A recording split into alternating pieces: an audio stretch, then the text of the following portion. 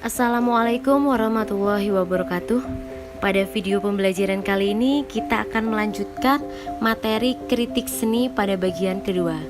Nah, pada bagian 2 ini kita akan membahas tentang tokoh-tokoh seni rupa Indonesia dan mancanegara serta cara menulis kritik karya seni rupa. Simak terus videonya dengan baik ya. Nah, sebelumnya saya akan mengulang sedikit materi di minggu lalu. Apa sih kritik seni itu? Masih ingat atau belum? Atau lupa? Oke, kritik seni itu adalah tanggapan yang umum diberikan oleh seseorang ketika mengapresiasi ide atau gagasan atau karya orang lain. Nah, ketika kalian melihat sebuah karya seni rupa, aspek apa saja sih yang kamu lihat? Dapatkah kalian mengidentifikasi tema, jenis, fungsi, dan nilai estetis dalam sebuah karya seni rupa tersebut? Selanjutnya, tahukah kamu tokoh seni rupa yang ada di daerahmu? Apakah tokoh seni rupa yang ada di daerahmu berskala nasional dan internasional? Tahukah kamu mengapa mereka disebut tokoh dalam dunia seni rupa? Baik, di sini saya akan memperkenalkan tokoh-tokoh karya seni rupa Indonesia. Yang pertama ada Abdullah Suryo Subroto, seorang pelukis pertama Indonesia di abad ke-20. Lahir pada tahun 1878. Beliau ini memiliki aliran seni sendiri, yakni Moi Indi. Secara garis besar mirip dengan naturalisme. Contoh lukisannya itu banyak sekali. Yang terkenal salah satunya yaitu Bamboo Woods, seperti yang ada pada slide di layar ini. Tokoh karya Indonesia selanjutnya yaitu Avandi Kusuma. Lahir di Cirebon tahun 1907. Beliau ini tidak tahu memiliki aliran seni apa. Beliau hanya menumpahkan warna-warna cat secara acak di atas kanvas, lalu menyelesaikan lukisannya dengan menggunakan jemari, bukannya menggunakan kuas ya, seperti pelukis lain pada umumnya.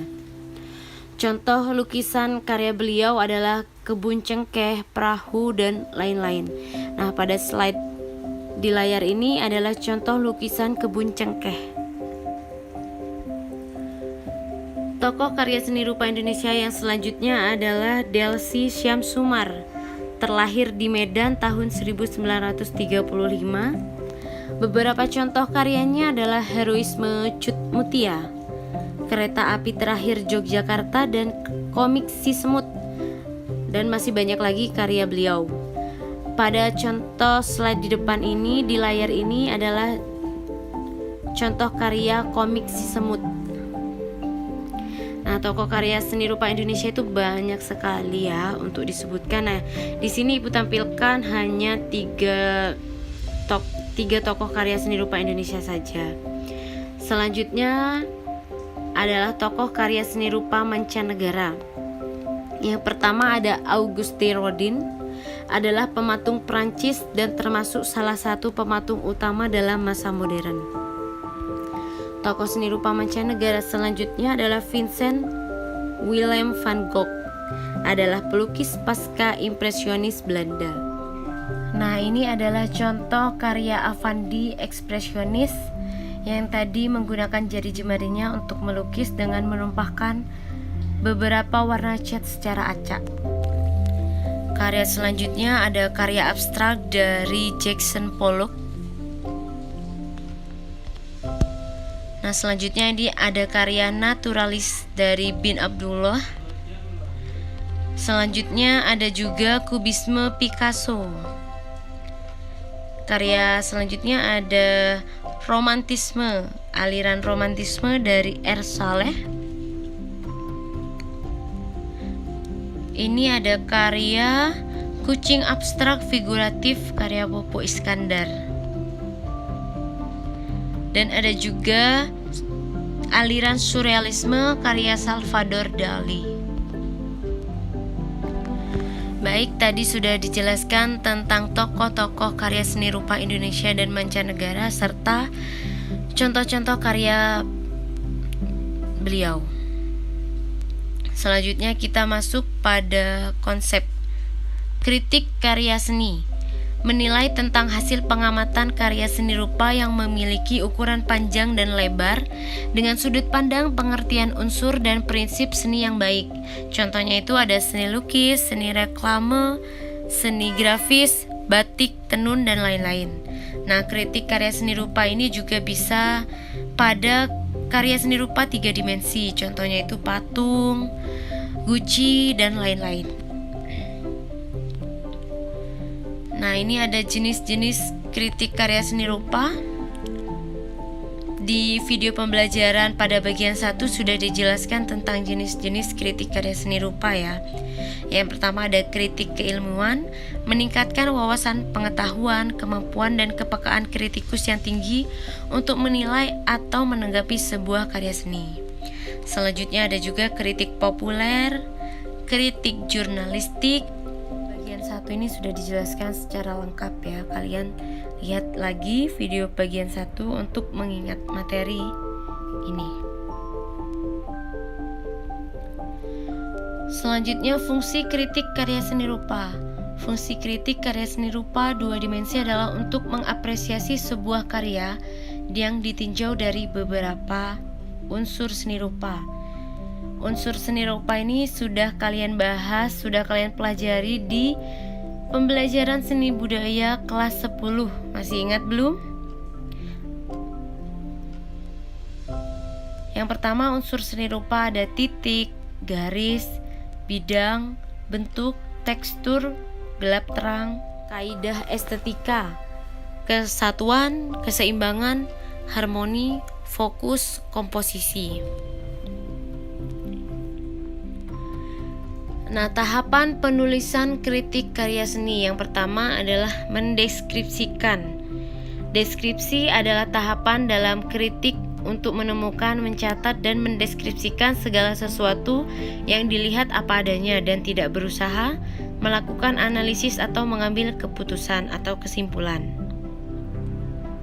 Agar dapat mendeskripsikan dengan baik, kalian harus mengetahui istilah-istilah teknis umum yang digunakan dalam dunia seni rupa agar dapat mendeskripsikannya dengan baik. Selanjutnya, tahapan analisis formal. Tahapan dalam kritik karya seni untuk menelusuri sebuah karya seni berdasarkan struktur formal atau unsur-unsur pembentuknya. Pada tahap ini, kamu harus memahami unsur-unsur seni dan prinsip-prinsip penataan atau penempatannya dalam sebuah karya seni rupa. Tahapan yang selanjutnya yaitu menafsirkan atau menginterpretasikan. Tahapan penafsiran makna sebuah karya seni meliputi tema yang digarap, tema yang dihadirkan, dan masalah-masalah yang dikedepankan. Penafsiran ini sangat terbuka sifatnya, dipengaruhi sudut pandang dan wawasan kalian. Semakin luas wawasan kalian, semakin kaya interpretasi karya yang dikritisinya. Kalian harus banyak mencari informasi dan membaca, khususnya yang berkaitan dengan karya seni rupa agar wawasan kalian semakin kaya. Tahapan yang terakhir yaitu menilai. Mengevaluasi atau menilai secara kritis dapat dilakukan dengan langkah-langkah sebagai berikut. Yang pertama itu membandingkan sebanyak-banyaknya karya yang dinilai dengan karya yang sejenis. Yang kedua, menetapkan tujuan atau fungsi karya yang dikritisi. Yang ketiga, menetapkan sejauh mana karya yang ditetapkan berbeda dari yang telah ada sebelumnya. Yang terakhir, menelaah karya yang dimaksud dari segi kebutuhan khusus dan segi pandang tertentu yang melatar belakanginya.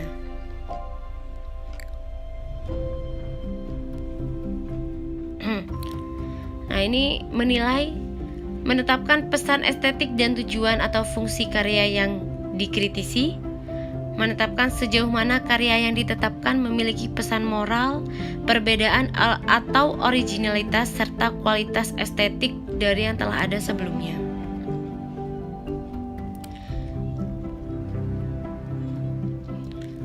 Nah, di sini saya contohkan contoh tulisan tentang karya seni rupa atau kritik tentang karya seni rupa ya. Ini mengkritik karya yang berjudul Pedagang Asongan. Karya tahun 1988 menggunakan cat minyak akrilik pada kanvas. Nah, ini adalah contoh kritik pada karya tersebut.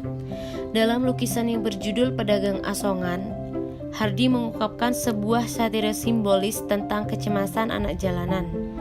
Anak-anak pedagang asongan berlari tercerai-berai dikejar sosok benda semacam bola api yang berpijar merah. Di belakangnya menyusul sepotong wajah petugas keamanan dengan senjata yang muncul teracungkan. Penanda visual dari gerak semua figur mengungkap realitas kekacauan, sedangkan bola api memberi dimensi simbolis pada kecemasan.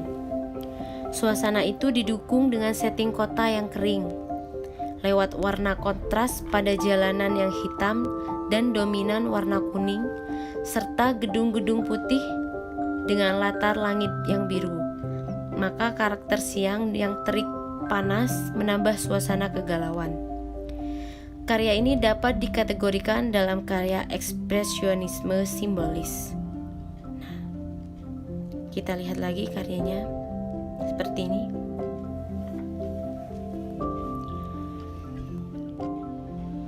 Kritik selanjutnya tentang karya seni rupa ini. Dalam karya Pedagang Asongan terungkap sebuah satire yang menggambarkan kehidupan masyarakat marginal yang selalu tersingkir, dikejar dan digusur adalah riwayat nasib mereka yang tak berkesudahan. Kekerasan dan tekanan ibarat bola api yang terus mengejar, sementara kebijakan pemerintah dan alat-alat negara menjelmakan diri sebagai sosok-sosok kontradiksi. Menjadi sebuah ironi ketidakmampuan bahwa pemerintah tidak menghidupi dan mengayomi warganya yang lemah. Karya ini selain menghadirkan sisi drama parodi yang menyentuh, juga menunjukkan sisi humanis yang kuat. Baik, terima kasih. Sekian video pembelajaran tentang kritik seni pada bagian 2 ini. Semoga kalian bisa memahami materi ini. Terima kasih. Wassalamualaikum warahmatullahi wabarakatuh.